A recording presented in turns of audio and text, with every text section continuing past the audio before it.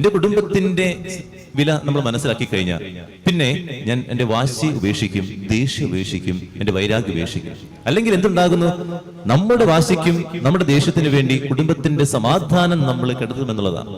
ഒരാളൊന്ന് ക്ഷമിച്ചാൽ മതി, ഒരാളൊന്ന് മിണ്ടാതിരുന്നാ മതി, ആ കുടുംബം സമാധാനം ഉണ്ടാകാൻ. വില അറിയാത്തത് കൊണ്ടാണ് അങ്ങനെ നിൽക്കുന്നത്. ഈ വിശുദ്ധ കുർബാനയുടെ വില അറിയുമ്പോൾ ആ വ്യക്തി അതിരാവിലെ എഴുന്നേറ്റ് വിശുദ്ധ കുർബാനയ്ക്ക് വരും, ത്യാഗങ്ങൾ ഏറ്റെടുക്കും, സഹനങ്ങൾ ഏറ്റെടുക്കും. എന്നാൽ ഈ വില മനസ്സിലാകാതെ വരുമ്പോൾ സുഖങ്ങൾ അന്വേഷിച്ചിറങ്ങും. അതുപോലെ തന്നെ പരീക്ഷയുടെ ദിവസങ്ങളിൽ നന്നായിട്ട് പഠിക്കണമെന്ന് കുട്ടിക്ക് അറിയാം. ആ പരീക്ഷയ്ക്ക് പഠിച്ചു കഴിഞ്ഞാൽ അതിന്റെ വില എന്താണ് ആ കുട്ടിക്ക് മനസ്സിലാക്കി കഴിഞ്ഞാൽ ത്യാഗങ്ങളേറ്റ് അത്രയും പകലുമില്ലാതെ കുട്ടി പഠിക്കുമല്ല. അതൊരു ഉഴപ്പി നടക്കും. നമ്മുടെയൊക്കെ ജീവിതത്തിൽ നമ്മൾ ചിന്തിക്കേണ്ടത് നമ്മളായിരിക്കുന്ന ജീവിതത്തിലെ വില മനസ്സിലാക്കാൻ.